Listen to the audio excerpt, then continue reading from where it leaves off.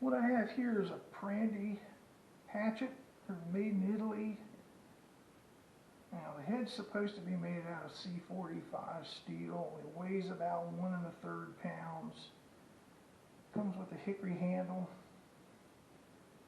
And this thing is sharp right out of the box. When I got it, it was very sharp. It's still sharp, and I've been using it, and I haven't sharpened it yet. Yeah, it's just, you know, it has a really nice thin profile here on the head. Now, they did a pretty decent job hanging it. It's a nice big wooden wedge and a barrel wedge in there. It's nice and tight. Now, down here on the bottom of the eye, there's a little bit of a gap right in the front here, but I don't think it's a big deal. It's not that big. The handle's pretty decent, nice shape. Get a good grip on it. Might be a little fat for some people's hands, I don't know. I guess it depends. And grain orientation's pretty good.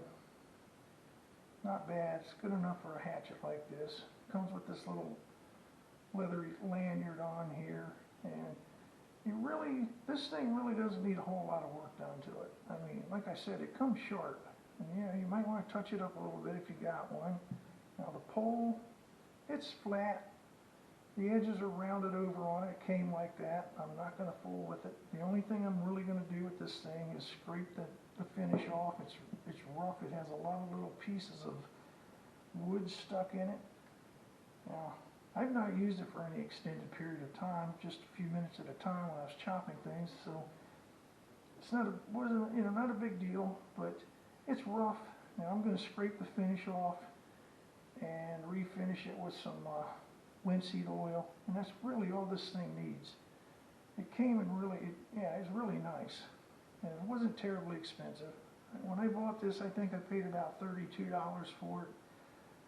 I think now online they're like $40 to $45 most places. Yeah, it's really nice, and you really don't need to do a whole lot of work to it. I'm just going to use this old kitchen knife that I have as a scraper. I've had this thing for a long time, and it works great as a scraper.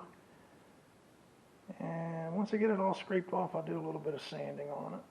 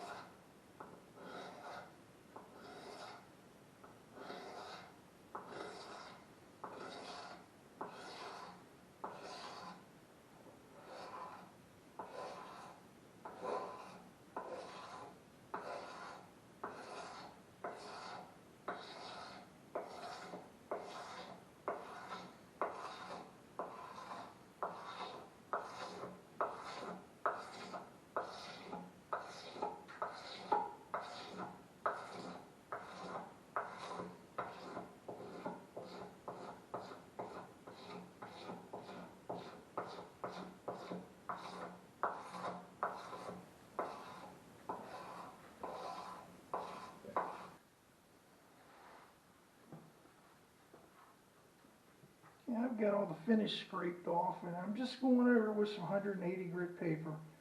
You don't really need to go crazy on it. 180 grit's good.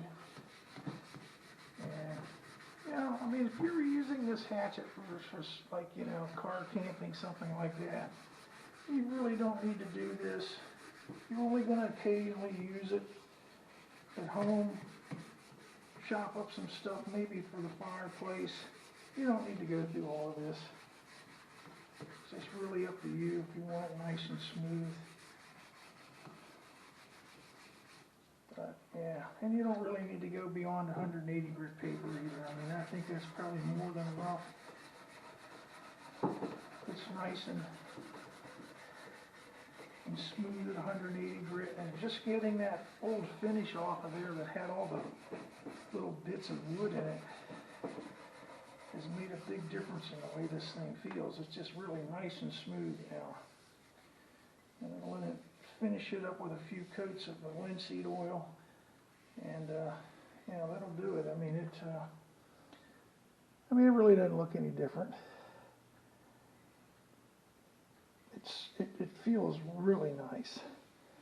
You don't feel all these little bumps, all that trash that was stuck on it. But yeah, I mean, that's pretty much it, other than some linseed oil.